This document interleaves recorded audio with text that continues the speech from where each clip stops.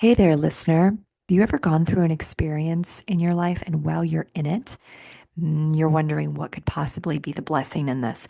How could this possibly turn out good? Right? I'm sure we've all been there. I'm going to share with you today an experience in my life involving a meth house, running my first 3-day retreat, two music festivals, and what finally got me to move to Buffalo, New York after 5 years of talking and talking about it with my husband. So stay tuned.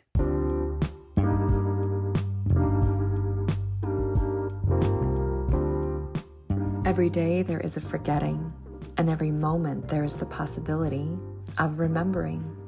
Remembering who you truly are, awakening to your body, to the inner world, to the experience of being alive. Here is where you find the beauty, the joy, and here is where you free your soma. I'm your host, Aimee Takaya. I'm here to help you move from pain to power, from tension to expansion, and ultimately from fear to love. Hey everybody, I'm coming to you now from Buffalo, New York, whispering into my microphone at 11:30 p.m. in my fluffy purple bathrobe and my winter hat that I am wearing inside my house.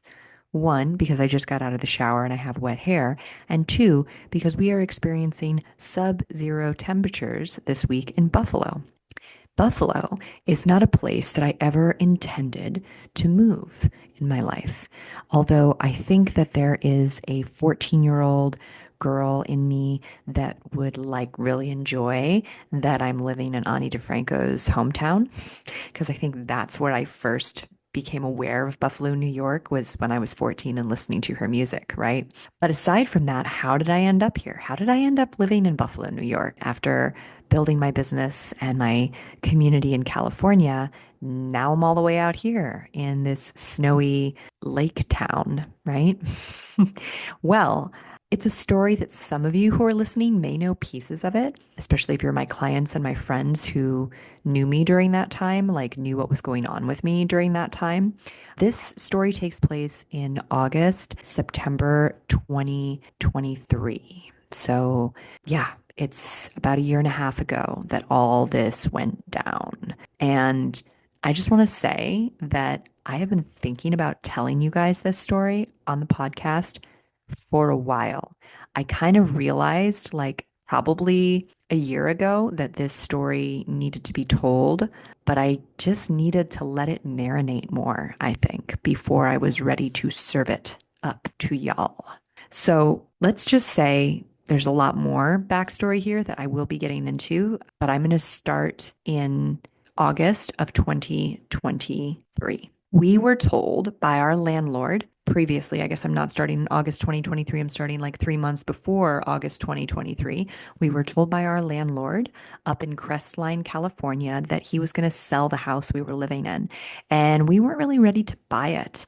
And we did a lot of like looking around for things, but honestly, we weren't being that aggressive about it. I was kind of just hoping that something would like arrive on my doorstep, right? That was kind of like the mode I was in, was like, let's just let things come to me. And I want to find like this special, perfect situation that I would never have, thought of. I want it to show up on my doorstep. And, we looked at some places in Joshua Tree, but I was living in this mindset where I really wanted to like have cheap rent. Like I didn't want to be spending like massive amounts of money on rent in California. And so, a lot of the places that we were looking at just didn't feel like they had enough space in them because I really wanted to live in a space that it was large enough for me to have events and community experiences, right? Because the house that we had been living in, the house that was for sale, was so tiny and small and like awkwardly shaped little cabin built in the 1920s in the woods. Loved it, but it wasn't really an ideal space for holding gatherings and experiences. So eventually, something just arrives to me through a friend we had up in Crestline. He told us about this house that he knew about that was empty and had just been sitting there empty for like a year. And he knew the landlord, and the landlord was, according to him, like a really chill guy. And he got us in touch with this guy. We went and saw the house. He told us kind of up front that like the people who had lived in it before had kind of trashed the place. But, he really believed that the house was like a good house and had good bones and he was fixing it up. But, he wasn't like actively renting it out because he was still in the process of fixing it up. Well, we saw the house and we kind of fell in love with it because it was one of these weird, kind of cool old mountain houses with like a vaulted ceiling and a front deck and a big backyard. And we just felt like it was a really good spot and it was really close by to our other house. So, like, moving wouldn't be like this big ordeal necessarily. Like, I mean, it's already always an ordeal when you move, but we thought, okay, like, this is something that is manageable. Like, it's not that far from where we already live. It was minutes to walk down to the lake, right? A beautiful lake in Crestline, California. So we said yes. And he gave us this insane price that we were like, wow, we get this three-bedroom house for $1,250 a month because it's a fixer-upper and the guy knows it. And we are going to help him fix it up. And it's going to be this little project house that we're going to do, right? And we were really thrilled. We thought we had hit the jackpot. Did you know that your muscles are holding on to thoughts, memories, and feelings? If you have a tight neck or back, you're not just getting old, you're experiencing a buildup of tension from the life you've lived. Most people don't know this, but there is a part of your brain that can reverse and prevent chronic tension. When you relax your muscles, you not only move better and regulate your nervous system, but you also free yourself from the grip the past has over your body. So you can live with freedom, confidence, and enjoy your life now. How does that sound? Join me, Aimee Takaya, and discover what my clients are raving about at youcanfreeyoursoma.com. And then you kind of can guess what happened because I already mentioned methamphetamine at the beginning of this podcast. But we ended up finding out, like smoking some weed. Like I wasn't thinking hard drugs. So it was pretty shocking to me. And like I had already known that the house had like strange energy, which was another red flag that I had been overlooking because of the great price point and the fact that I just wanted to see what I wanted to see, right? And that night, that day after finding out that it had been contaminated by meth, and the guy really told me like how much the people were smoking there and that they were in it, like really hard in it while they were there. Like it was like a crack house kind of situation, right? I was like very disturbed because now things that were kind of a little weird to me about the house were like alarming. And I started seeing it with totally different eyes. I didn't just see it as like a little bit of a fixer-upper house that, the last tenants had not been so kind to. I saw it as like a space where lots of tense, kind of probably pretty insane things had occurred. If you can imagine like a house full of meth heads who are really high on meth. And I gotta say, like force of suggestion, whatever it is, becoming aware of another layer of like your surroundings, right? I could not sleep that night. We stayed in the house. I didn't want to, but we just did because we didn't really have a plan of where else to go. And honestly, we were all kind of in shock. But we slept in like the airiest, most open part of the house. And I was spooked the entire night. And then, of course, I was thinking, is my nervous system being affected by this? I didn't know enough about methamphetamine to like know what to do, right? But I basically was very clear the next morning that like my son and like I didn't want my husband to stay there either, but I was like, we can't stay here. Like this is a hard no. Like I can't be here. And for those of you who like have ever been to like one of these little mountain towns, right? They have like weird stairs. Like when you go up to a house, you might like walk up like three awkward flights of stairs because everything's built on like an incline on like a hillside. So this house was like that. It was built on this incline and like the stairs to get up were like awkward four flights of stairs just to get to the front door. And my husband had laboriously carried all of our belongings and our stuff. Like moving into this house, had been a task. And we had not hired movers, right? We were doing everything like low budget. And my husband was like not wanting to believe what I knew from like my nervous system's reaction, from like the guy next door. Because there's one more piece to this that was a really big red flag that made me believe every single thing that the next door neighbor said, which was that in like the downstairs bedroom, there was this weird smell that I could not get over. It was like this like floral, fake perfumey, but like rotty smell. And I had not smelled it before because whenever I had been in the house before, the landlord had all the windows open and he was painting the walls and then he was refinishing the hardwood floors. And so there was just a lot of smells in the space. But this weird floral smell, like I could not like be in that space very long and we couldn't figure out what it was or where it was coming from. But there was this whole like negotiation with the space while we tried to figure out whether we could live there, although I knew I couldn't at this point, right? But I had to like prove that my suspicions and the neighbor's intel was correct. And I gotta say, like, I moved through so many emotions. And looking back on it, I mean, even at the time, I was like really blown away by how much I was letting myself feel about what was happening. Like, I was just having these moments where I would just like let myself cry and not even like dramatically cry, not like sobbing my eyes out, but just like let sadness fall out of my face, you know? Or let my worry be known to my husband, like let my fear be like palatable, you know? Whereas I think in the past, like who I was before, when stuff would happen that was really intense, like I think my go-to reaction would have just been like anger and like bitchiness. And instead, in this circumstance, like I really was getting in touch with like my grief because I really had wanted what I had wanted. I had wanted this big, well, it wasn't really that big, but I wanted this larger space so that I could throw community events, so that I could bring people into my home, so that I could host things.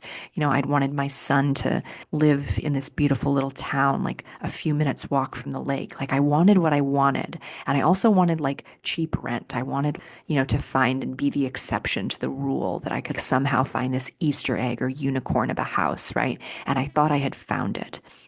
And so I went through like so much grief over the bubble being burst and also like shame in having wanted to be special, shame in having wanted to have cheap rent, shame in living in like this poverty mindset, shame in general of like having been poor at different times in my life and not been able to afford certain things. You know, I felt shame about like being kind of a beggar or something who was trying to get around like the rules of how things work and like get the hookup or something, right? So there was like a lot of pain that I was experiencing during this period of time. And it was strange because we had all this travel planned. That's why we wanted to move in August, right? We scrambled to like move in August because in September it was like so much was happening. So we move into this house. The day after we move in, I realize I can't live there. My husband is freaking out because he doesn't know where we're going to put all this stuff. We're just sitting in this house with like piles of stuff. And I'm like saying, we can't be here, right? We don't have a plan of where we're going to go. And we have all this stuff planned for September. The first thing was actually traveling to Buffalo to here to go to a wedding. And so we did that. And while we were in Buffalo in the wedding, I kept doing like all the research about the meth house. I kept like learning about like you know, how to test the walls and all that stuff. And by the time we got back, the testing kits that I had ordered from this reputable company that like a housing inspector recommended. Like I did the whole thing. I wanted to be like really, you know, clear on what was happening. I didn't want any room for like error on my part to prove that this was real, right? By the time we got back, I had the tests and I tested the walls.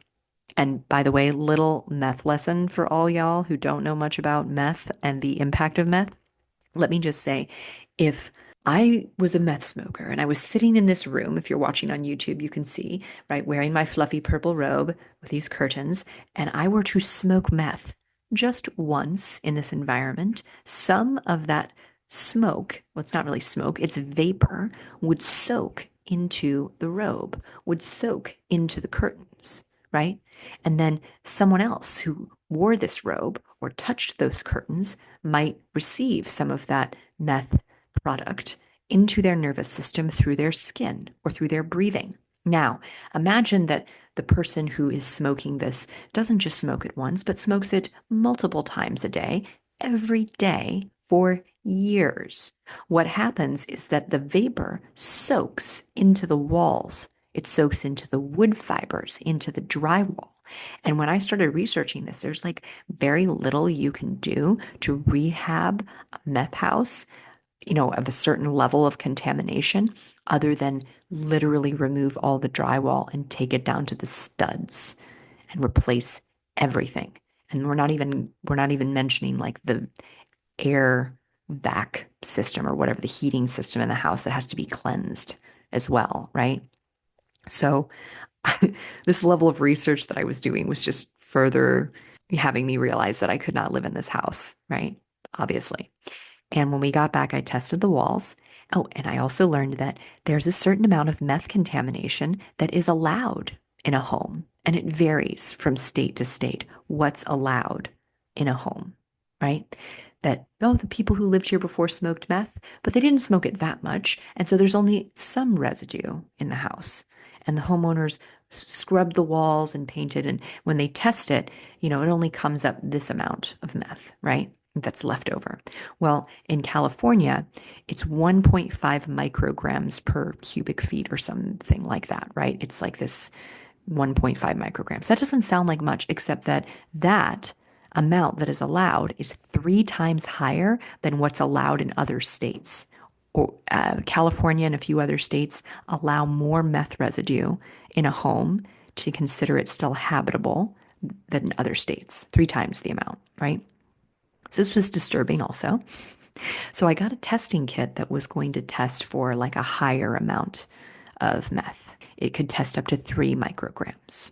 And so I tested the walls, and it was 3 micrograms or higher. It wouldn't go past 3, so it couldn't tell me how high the meth residue actually was in these walls, but it was twice what's allowed in California homes. And so I had my evidence there, and I presented it to the landlord, and we basically said, like, you need to pay us back, like, obviously for the rent and the deposit, but also for our moving costs, also for my mattress that has been sitting in that stinky room downstairs, leaning against the wall, and I don't feel comfortable sleeping on that mattress after it's been soaking in that space for who knows how long amount of time to soak in residue. Like I actually like contacted like a meth testing company and asked them if I could like send them a little piece of my mattress. That was the only way they'd be able to tell whether my mattress was contaminated, was like send them a little sample and they would test the fibers of it, but then I'd have to cut, into this like expensive nice mattress that I had like financed at one point, right? Ugh, such an ordeal, such an ordeal. And then, okay, that happens, right? I test the walls. We have to move everything out and into a storage unit. So we did. We moved all of our stuff out into a storage unit. And then I literally had no time to do anything else because I was about to do a festival, right, in Oregon. So this is what my September looked like. Go to a wedding in Buffalo, about a week and a half off, drive up to Oregon for a festival in Bend, right? Which is like a 12-hour drive. And then 12 hours back, right? Then host my first 3-day retreat on Mount Baldy in California. Then about like a week off, and then go do Joshua Tree Music Festival as a presenter and a body worker.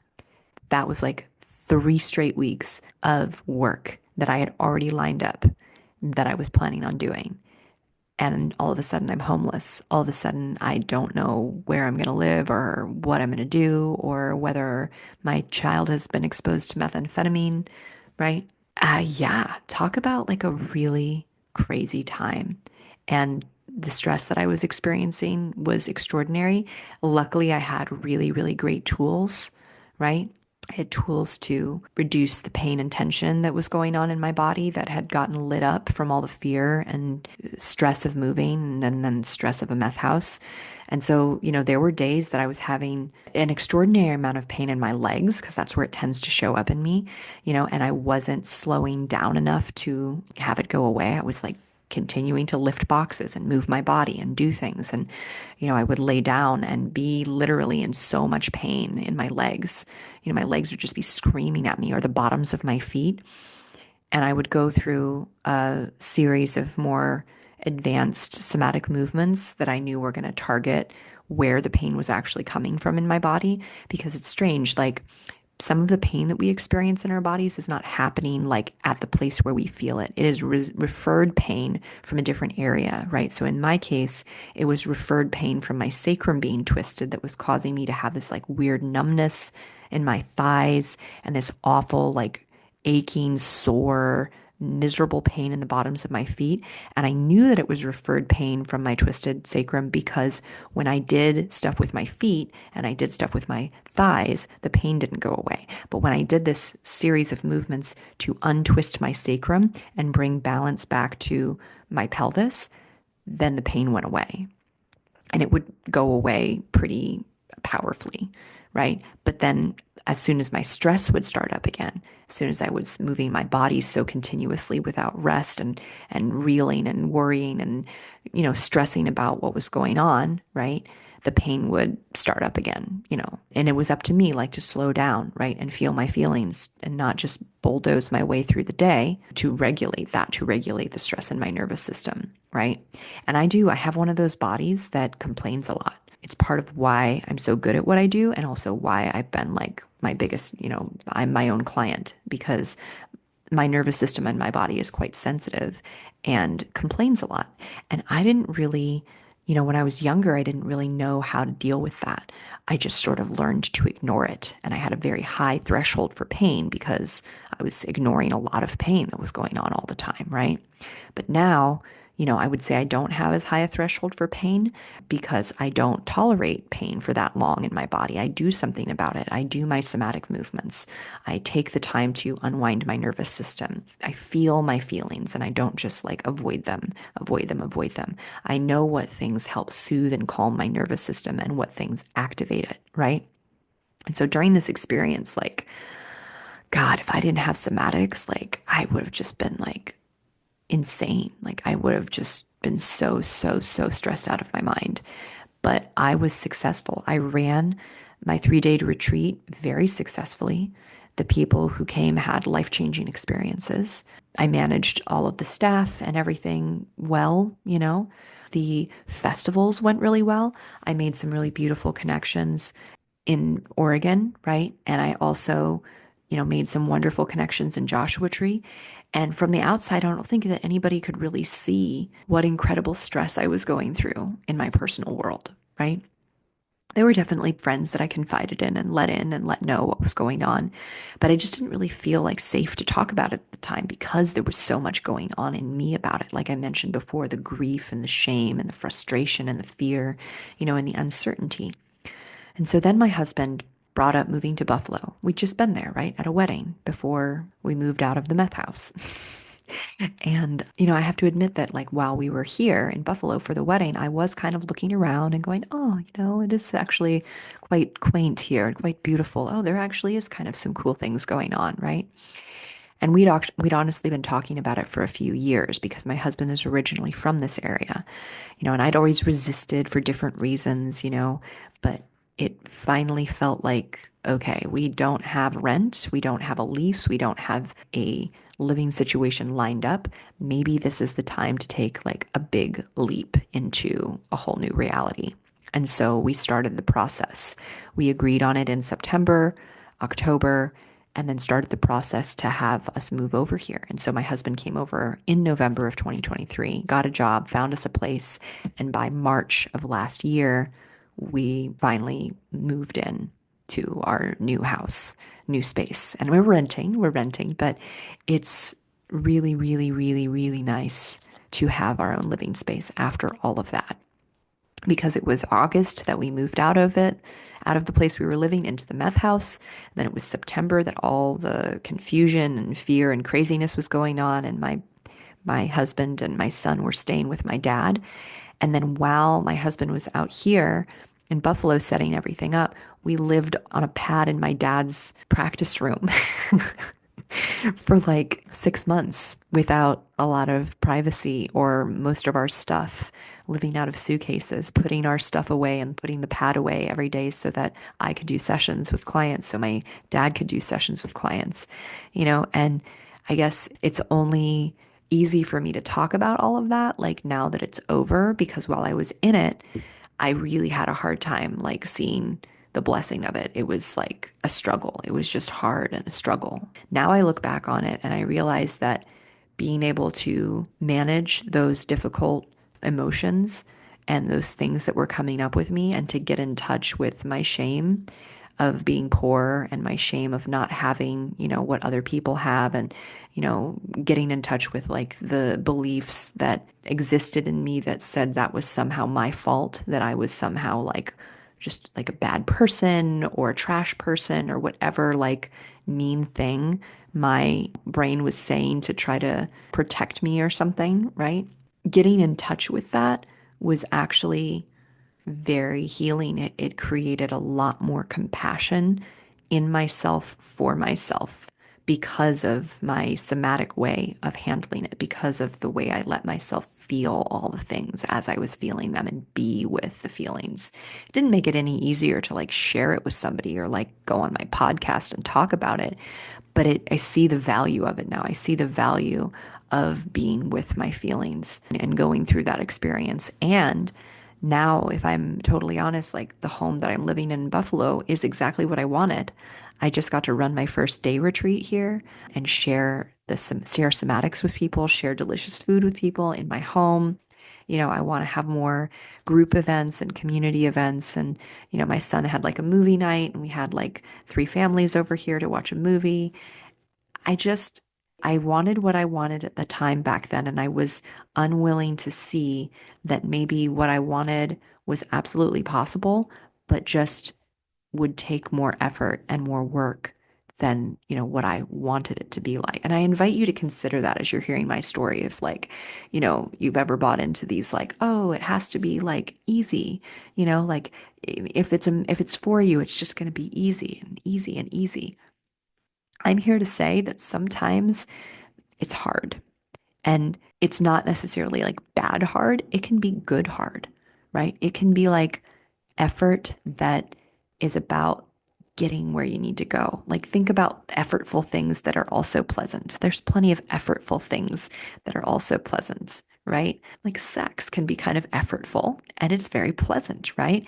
But also like planning an event, planning a birthday party, or writing a book, or any number of things, right? It's not a sign that it's not for you if it's hard work. If you have in mind the vision of what you want to do, or what you want to have, or what you want to be, putting in the work is actually so nutritious to that outcome, to the creation of that opportunity or that way of being. That's part of what I love about somatics is that I'm not giving people a magic wand to just like poof, your back's better, right? It's not just going to happen in this snap your fingers instant and they're enlightened, for the rest of their lives, right? Like this is a practice and it's something that you learn and you get better at the more that you do it. It's a skill that does take some effort in the beginning to learn something new, to learn a new way of moving, to learn a new way of being. And when I am in my house, when I'm experiencing like my pretty little office space or my living room and paying the rent that I pay here, which is definitely not 12.50 a month. There's gratitude in that I get to have this because I know what it was like to not have it. And I try to remind myself of that every time I'm irritated with cleaning this 1,700 square foot space.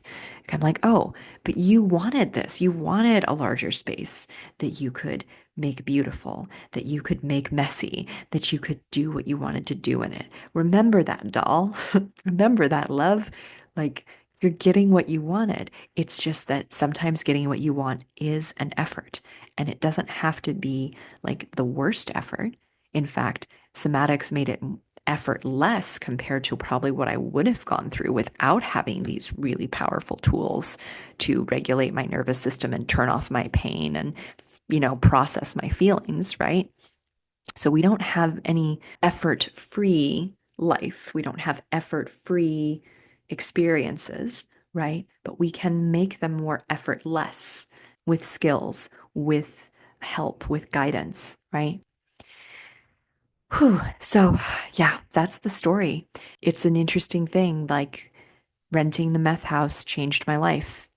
And it also opened me to deeper compassion for myself and other people who are struggling financially and feeling shame over their situation and shame over their poverty and shame over their circumstances and making themselves wrong and making themselves the problem when in fact sometimes we are, a victim of circumstance and chance. And this happened to be where I was, and what showed up for me, and how did I manifest this, through my beliefs that like, it should be easy and I shouldn't have to like pay X amount of dollars in rent, right? Like there's all kinds of ways that I may have manifested this experience to learn something, right? Perhaps I'm not totally bought into that idea all the time, but I'm willing to entertain it, right?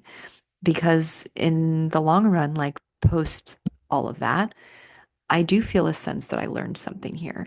I do feel a sense that it enriched my life to go through all that and to go through all that while running a business and fulfilling on my mission, which I certainly could not have done without the tools that I teach, right? So it was another opportunity to like practice what I preach. So, as you're listening to this story, like, first of all, you've learned some things about methamphetamine and houses, right? And contamination. And also, perhaps you can think a little bit about the insane things that you might have experienced or might be going through that while you're in it are just going to seem like they suck, right? And while you're in it, just seem incredibly uncomfortable.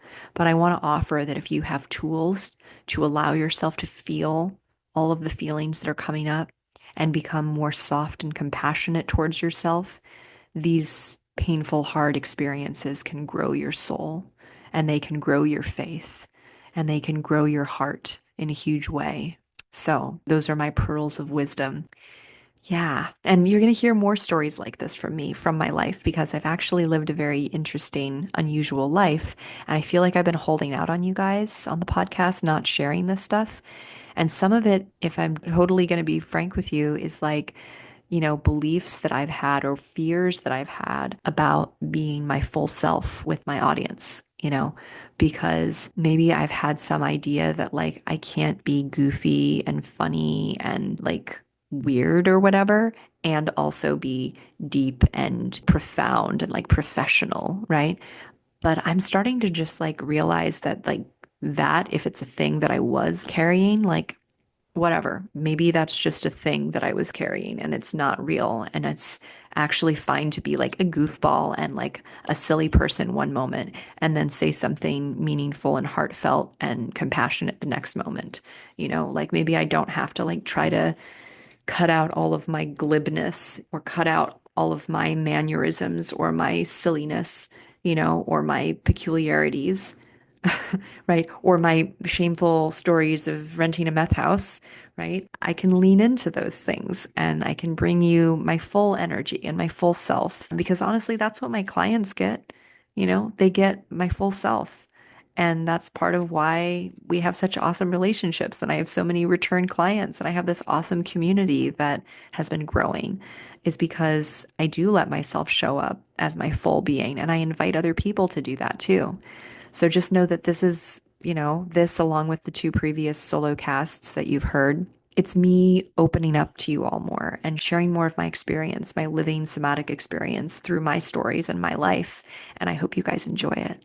So, if you found something about this story helpful, or maybe you have your own like weird story of like renting a house or having everything just like crumble and fall apart, whatever has been going on for you, I would love to connect. So follow me on Instagram at Aimee Takaya.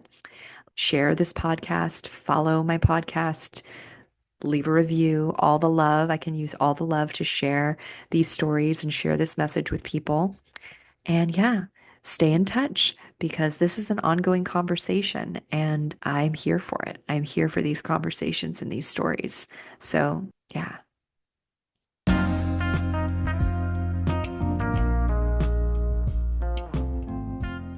Hey there, friend. I hope you enjoyed today's episode. I would love to hear your thoughts. Follow me on Instagram at Aimee Takaya and send me a DM about this episode. I'd like to thank you for being part of this somatic revolution. And if you'd like to support the podcast and help more people learn about somatics, consider leaving a review or a rating.